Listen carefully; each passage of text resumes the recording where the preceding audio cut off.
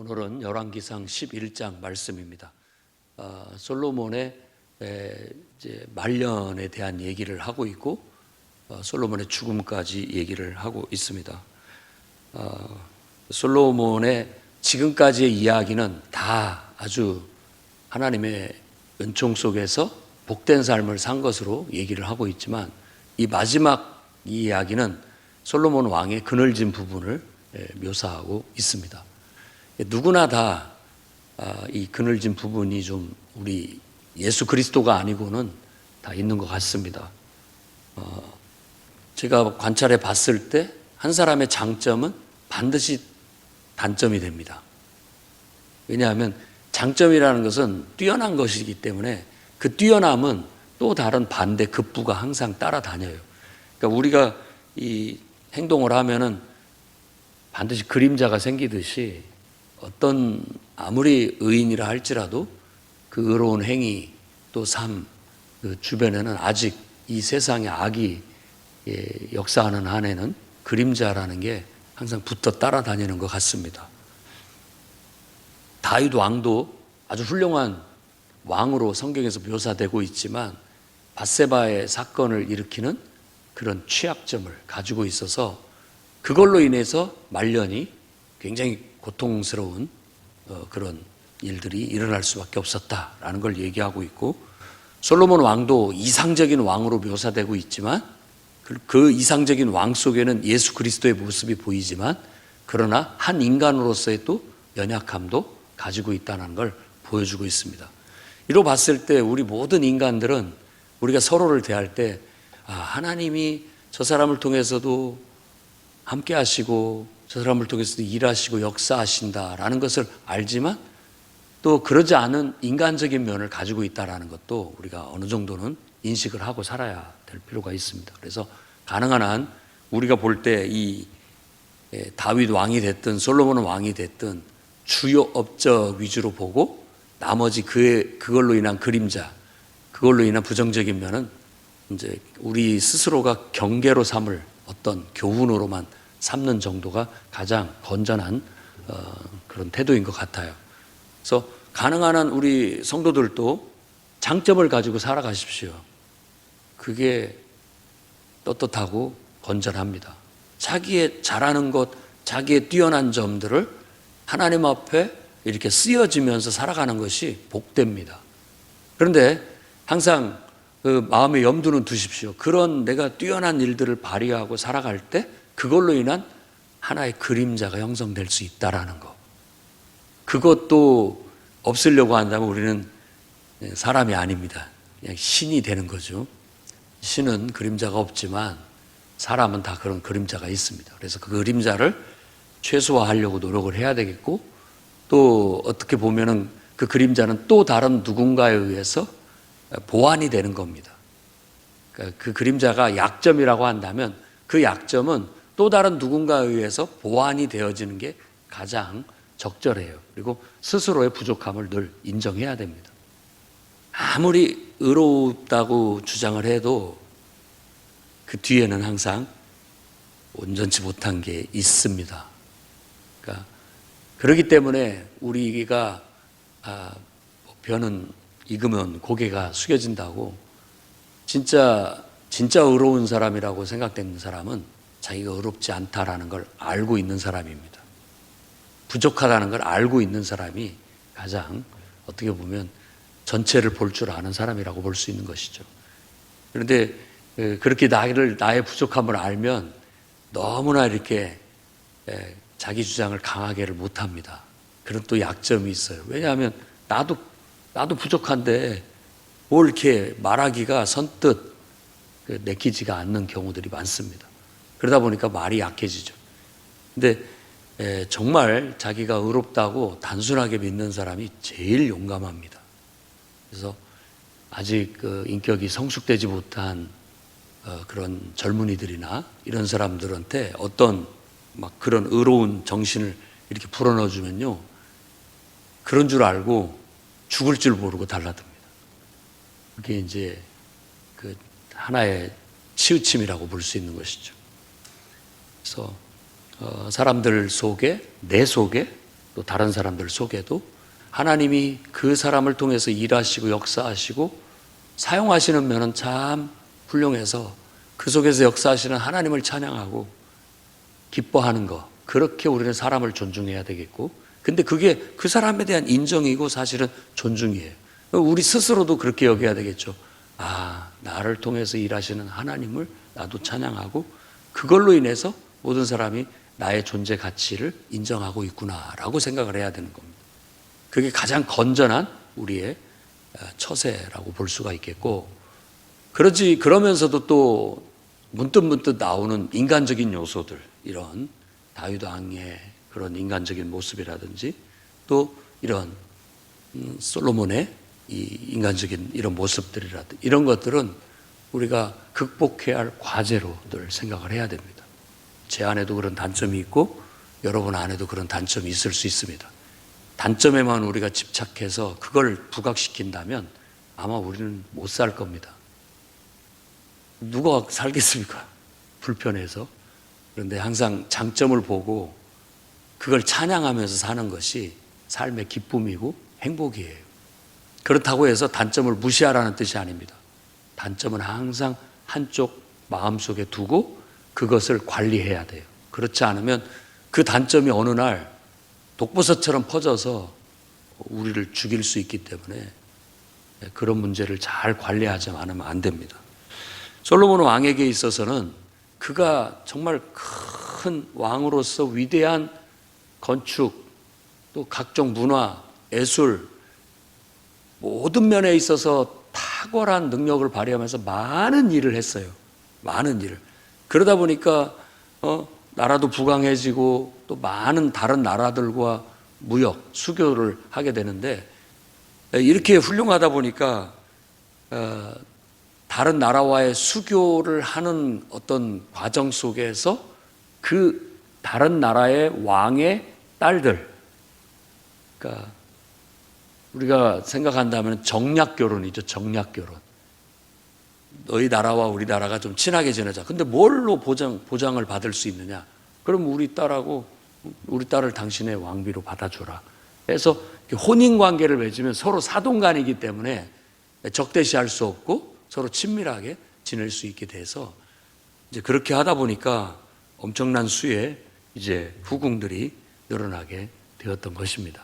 그러니까 왕비가 너무 많은 거예요. 오늘 말씀에도 바로 그 숫자까지 얘기를 하고 있는데 굉장히 많은 여인들을 두고 있었다는. 근데 그게 바로 그에게 있어서는 치명적인 약점이 되어버립니다. 그러니까 큰 사람인데 그만큼 또 그걸로 인한 그늘짐이 자동적으로 생기게 된 거죠. 그러면서 좀 암울한 얘기가 나오는데 그게 바로 너희는 이방인 여인들과 서로 통혼하지 말라는 하나님의 말씀, 그 말씀이 걸리는 거예요. 솔로몬이 신앙이 아주 투철하고 하나님 말씀대로 철저히 살아갈 때는 이방 여인이 수백 명이었어도 그 여인들의 영향을 받지 않았습니다. 당당하게 하나님 말씀대로 쭉 끌고 갔고 그 여인들이 자연스럽게 왕을 따르게 되었죠. 그런데 이제 솔로몬이 나이가 많이 들었을 때에, 이게 문제입니다. 나이가 많이 먹었다라는 말이 좋은 의미로도 쓰이지만 나쁜 의미로도 쓰여요. 나이가 많이 먹어서 분별력이 흐려졌거나 또 그걸로 인한 통제력이 약해져 버린 거예요. 분별력이 흐려지고 통제력이 약해지니까 이 지금까지 관리되어 왔던 독버섯이 막 피어나기 시작하는 것이죠. 그걸 컨트롤을 못하는 겁니다.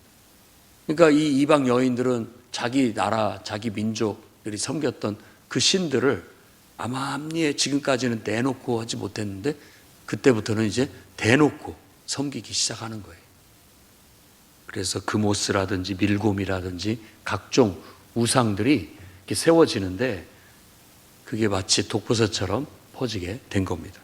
그러자 하나님께서 그 일로 인하여 진노하게 되셨고, 기브온에서 나타나신 것처럼 하나님이 또 이 일로 인해서 2번이나 나타나셔서 그에게 경고의 말씀을 주셨다고 얘기를 하는 겁니다.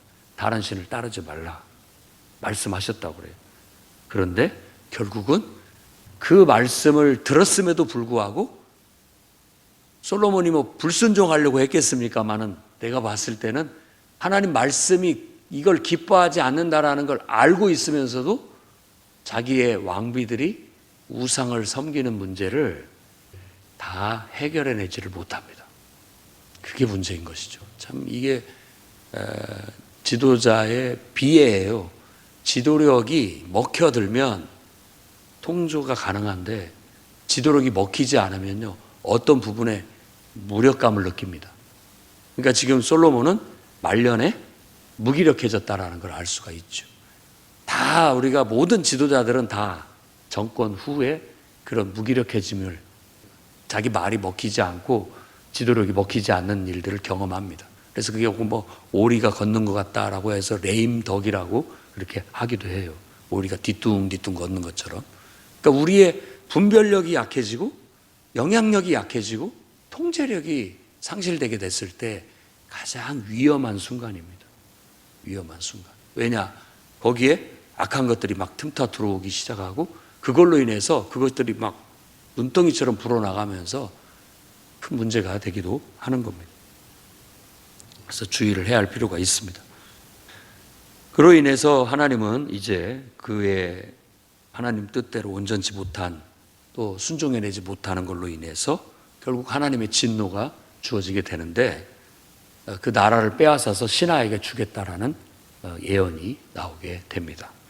아이야 선지자를 통해서 그 예언이 이제 주어지게 되게 되는 거예요. 그러면서 대적들이 일어나기 시작하는 거예요.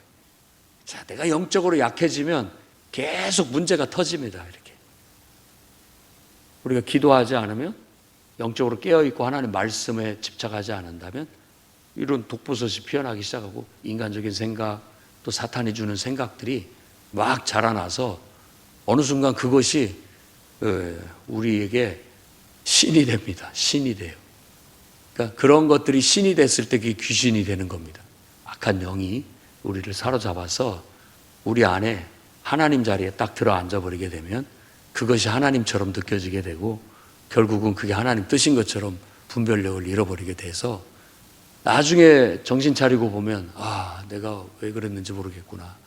완전히 내가 그때는 제정신이 아니었구나 하는 게 다 바로 그런 것들을 얘기하는 거예요. 그 순간 어떤 것에 우리가 사로잡혀서 어떤 것들을 잘못되게 판단하고 분별하고 결국은 그런 문제에 내가 쓰여지게 되는 것이죠. 우리는 예수 믿을 때 오직 나는 하나님의 도구가 되어 주님께 쓰임받기를 원합니다라고 그렇게 결단하고 시작을 했는데 어느 순간 내가 하나님 자리에 다른 것들, 내가 사랑하는 것들이 들어오게 되면 그걸로 인해서 우리는 하나님을 밀어내고 그 자리에 다른 것이 앉아있는 걸 발견합니다. 그게 바로 우상이에요. 지금 이 솔로몬의 이야기도 바로 그거예요. 이방 여인을 사랑했다라고 얘기를 하고 있고 결국은 그 사랑이 하나님을 사랑하는 것보다 더 커서 밀어냈다는 거예요. 하나님을. 그래서 그 여인들의 말을 그냥 거부하지 못하고 이겨내지 못하고 들어주게 됨으로써 결국은 이런 문제가 터지게 되었다라는 거예요. 근데 오늘날도 우리가 뭐 대놓고 무슨 우상 단지를 집에다 모셔놓는다든지 뭐 품에다 품고 다니지는 않습니다. 그리고 요즘 세상 그런 우상은 아니에요. 그런데 예수님께서도 말하신 것처럼 또 사도 바울도 얘기한 것처럼 탐심은 우상숭배니라 라고 그렇게 얘기합니다. 탐심이라는 것 자체가 하나님보다 더 앞세우는 것들, 그 문제에 있어서는 하나님도 먹히지가 않아요. 통하지를 않아요. 어떤 문제가 됐을 때. 그리고 또 내가 그거에 대한 애착이나 또 집착이나 사랑을 갖고 있으면 그것이 은근히 하나님을 밀어내고 그것이 나의 중심이 돼서 그것에 의해서 어떤 일이 해석되고 그게 판단되고 그런 거예요. 오직 우리에게 있어서 그 중심은 하나님만 돼야 됩니다. 하나님만 돼야 된다. 그래서 이게 하나님이 기뻐하시는 일인가? 이게 하나님께로부터 주어진 생각인가? 이게 하나님께서 나에게 명령하신 명령인가? 이걸 늘 생각하고 거기에 나를 맞춰 나가야 되지 내가 어떤 것에 혈안이 되거나 집착을 하거나 뭔가에 꽂혀가지고 그것이 나를 지배하게 되면은 자꾸 우리 인간이 우상숭배 하듯이 결국은 잘못된 신앙으로 가게 되는데, 그게 뭐냐면 자꾸 그런 생각이 들면 이게 그 발람같이 돼버리는 거예요. 처음에는 이게 하나님의 뜻이 아닌 것을 이렇게 느꼈는데 갈수록 그 생각이 하나님 뜻인 것처럼 착각이 되어지는 결과를 가져오게 돼요. 그래서 대개 신앙생활을 이렇게 상담해 보거나 경험을 해보면은 그런 과정을 밟습니다, 사람들이. 그래서 그로 인해서 어떤 결정을 하거나 판단을 내리게 됨으로써 결국은 하나님의 진노를 사요. 영적인 퇴보나 또 영적인 무너짐을 경험하게 되는 것이죠. 근데 대부분의 사람들은 이제 그런 과정을 밟고 있으면서 지금 이런 일들을 성경을 읽으면서 요건 솔로몬이 왜 이랬대 라고 생각을 하지만 자기 삶에 자기도 그러고 있는 모습을 인정하고 깨닫기는 쉽지가 않은 것 같아요. 저 자신부터도 그렇고요. 근데 세월이 지나면 이렇게 좀 높은 자리에서, 그러니까 하나님의 시선으로 내 삶을 돌아보면 그때는 내가 어렸구나. 그때 내가 참 미숙했구나. 내가 그런 생각이 옳은 줄 알았는데 지금 돌이켜보니까 얼마나 그게 부끄러운 일인가 하는 생각들이 들어요. 늘 돌아놓고 뒤에 후회하면서 그렇게 하나님의 시선으로 볼 것이 아니라 기도를 통해서 빨리빨리 우리의 감정이나 어떤 것들을 이렇게 가라앉히고 자꾸 하나님의 말씀의 렌즈로 내 삶을 돌아봐야 되고 하나님의 마음과 눈으로 돌아볼 수 있는 마음을 가져야 됩니다. 그래야 우리가 중심이 똑바로 서서 나아갈 수가 있는 거예요. 어느 시대고 하나님은 무조건 사랑하지는 않습니다. 이 무조건이라는 게 그냥 사랑하는 건 다 사랑하지만은 항상 하나님께서는 우리가 잘못되어 있는데도 그냥 무조건 잘해주지 않는다라는 얘기예요. 잘못됐을 때는 반드시 하나님이 잘못됐다라고 진노하시고 올바른 길로 이끌기를 원하시는 거예요. 근데 우리가 자칫 잘못 생각하면 하나님 왜 나한테 맨날 진노만 하십니까? 라고 얘기를 하는데 그게 목적이 아니에요. 올바른 길로 가라는 게 목적이죠. 그래서 솔로몬을 책망하시는 것은 그가 완전히 잘못된 길로 가서 다윗의 언약이 완전히 깨져버리고 파장나는 걸 원치 않았던 거예요. 그러니까는 나라를 뺏어서 10개만 주고 자기 지파 유다 지파와 한 지파 베냐민 지파만 딱 줘서 살려놓습니다. 완전히 죽이지는 않는 거예요. 왜? 다윗과의 언약이 있기 때문에. 그렇게 하면서 징계를 내리시는 거예요. 그럼 그런 걸 통해서 솔로몬도 깨닫고 또 그의 아들들도 깨닫고 빨리빨리 정신을 차리고 하나님 말씀대로 우리가 가야 된다. 뭐가 문제냐? 하나님께서 우상을 두지 말라고 했는데 이렇게 아무리 사랑하는 왕비라 할지라도 그 여인들이 와서 달콤한 소리로 말하고 유혹하고 이렇게 하니까 내가 너무 좋아하니까 안 들어줄 수는 없고 그러니까 그래 이렇게 허용을 했던 것들이 결국은 이 독버섯처럼 번졌다라는 걸 빨리 깨달았다면 차라리 왕비가 미워할지언정 왕비와의 사이가 깨지고 나빠질지언정 하나님 말씀대로 살아야 된다라고 이런 걸 척결을 해내겠어야 되는데 그만한 그런 믿음의 능력이 나타나지 못함으로 인해서 이런 문제가 생기게 되는 겁니다. 그래서 우리도 늘 깨어 있어야 됩니다. 히브리서도 경계를 하고 있어요. 자꾸 경계를 하고 있습니다. 정말 하나님을 잘 섬기다가 잘못해서 짐짓 이런 것들이 우리 마음속에 들어와서 우리가 하나님께 온전치 못하고 믿음에서 퇴보하고 자꾸만 영적으로 망가질까 염려된다.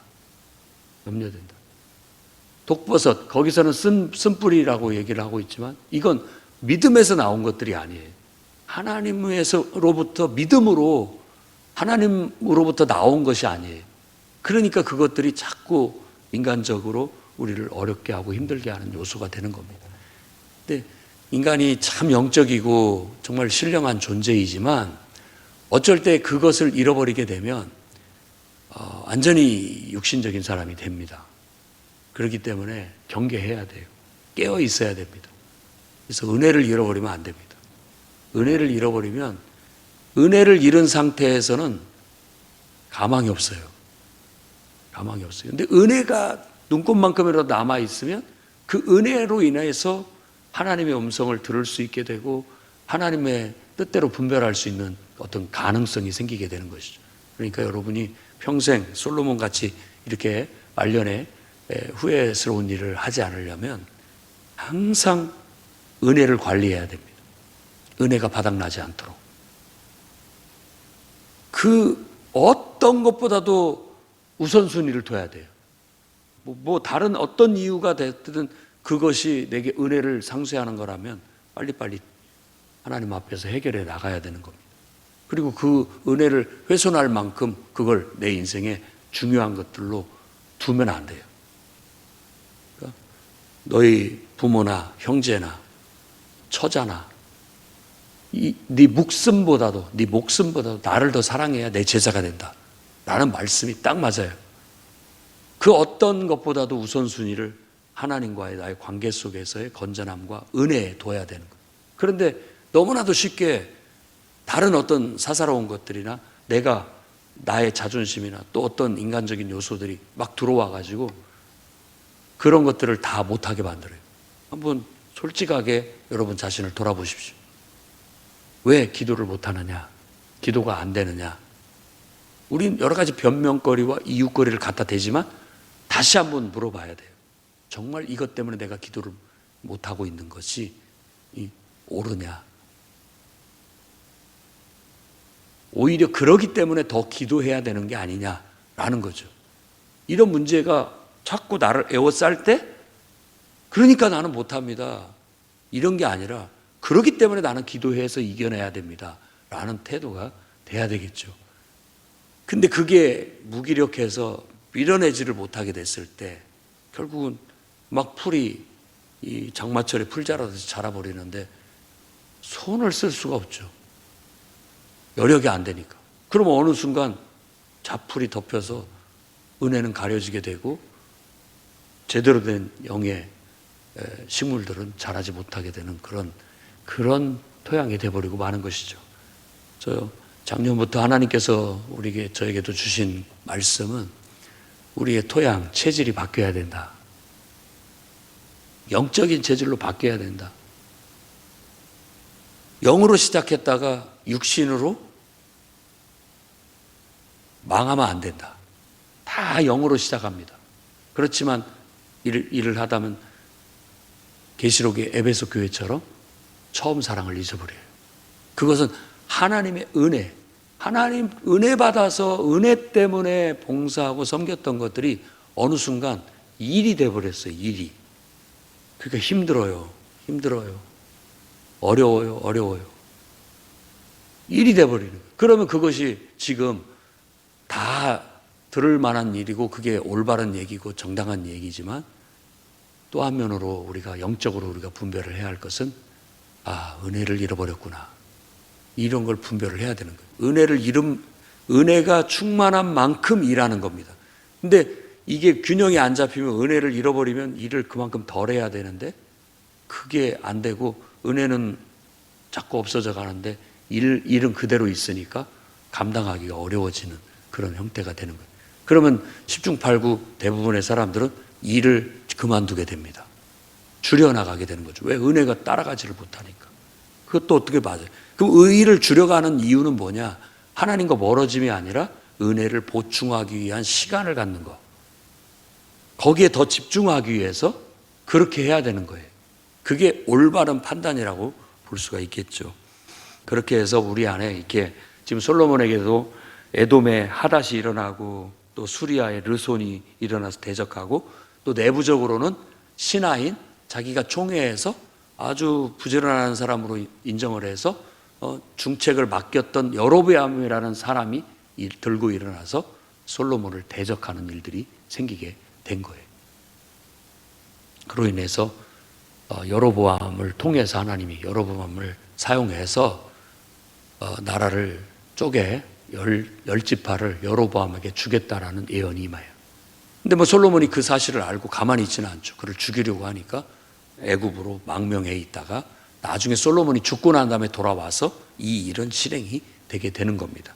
근데 이 여로보암한테도 선지자 아가야가 나타나서 분명하게 얘기합니다. 너에게 10개를 줄 테니까 이 37절 말씀 보면 내 마음에 원하는 대로 다스려서 이스라엘이 왕이 되되 네가 만일 내가 명령한 모든 일에 순종하고 내 길로 행하면 내 눈에 합당한 일을 하며 내 종 다윗이 행함같이 내 율례와 명령을 지키면 내가 너와 함께 있어 내가 다윗을 위하여 세운 것 같이 너를 위하여 견고한 집을 세우고 이스라엘을 내게 주리라. 견고한 집이라는 건 왕조를 세운다라는 뜻입니다. 너에게 왕위를 튼튼하게 하고 너하고 약속을 이어가겠다라고 말씀을 했던 거예요. 그러니까 여기서도 중심을 봐야 됩니다. 누가 됐든지 간에 하나님이 나를 통해서 일하시든 우리 장로님을 통해서 일하시든 권사님을 통해서 일하시든 그 중심에 하나님 말씀대로 하나님의 뜻대로 하는 중심이 있다면 하나님은 그 사람을 통해서 일하시겠다라는 거예요. 그를 통해서 하나님이 역사하시고 하나님의 뜻을 이루어 가시게 된다라는 거예요. 항상 중심을 하나님께 두시고 하나님 뜻대로 내가 나아가고 있는가, 하나님이 기뻐하시는 대로 행하고 있는가, 정말 하나님을 내 중심에 두고 내가 하나님에 의해서 모든 것들을 해석하고 판단하고 그 가치와 의미를 두고 살아가고 있는가에 초점을 맞춰서 나아가신다면 주변 사람들이 뭐라고 하든 또 그 중요하지 않습니다. 내 중심이 하나님 앞에 이렇게 바르게 돼 있으면 그냥 가는 거예요. 이 중심이 흔들리면 안 되겠죠. 그래서 저나 여러분이나 우리의 중심을 바로 잡고 여러 가지 내가 또 사랑하고 아끼는 어떤 것들이 우리에게 유혹으로 다가왔을 때 그걸 영적으로 빨리 분별하고 잘 이겨나가면서 끝까지 균형을 잡고 항상 하나님 뜻대로 살아가는 것이 주가 돼서 마지막까지 성공적인 삶을 살아가시기를 주의 이름으로 축원합니다. 기도하겠습니다. 거룩하신 주님, 연약한 저희들을 긍휼히 여겨 주시옵소서. 늘 하나님의 뜻대로 살고자 몸부림치며 기도하고 나아가는데 어느 순간 세상의 생각들이, 육신의 생각들이, 또 원수 마귀로부터 주어진 어떤 것들이 우리와 하나님 사이를 가르고 기도가 막히고 은혜가 막히고 때로는 하나님이 기뻐하시지 않는 일임에도 불구하고 분간하지 못하고 잘못된 길로 행하려는 우리 안에 있는 본성을 봅니다.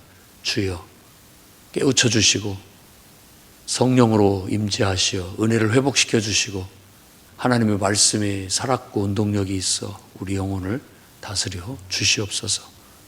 솔로몬이 사랑하는 여인들, 왕비들로 인하여 우상숭배에 자기도 모르는 사이에 빠져들어가 젖어 들어갔던 것처럼 우리가 하나님이여 행여라도 처음 사랑을 잊어버리거나 하나님의 은혜를 잃어버릴까 염려스럽습니다.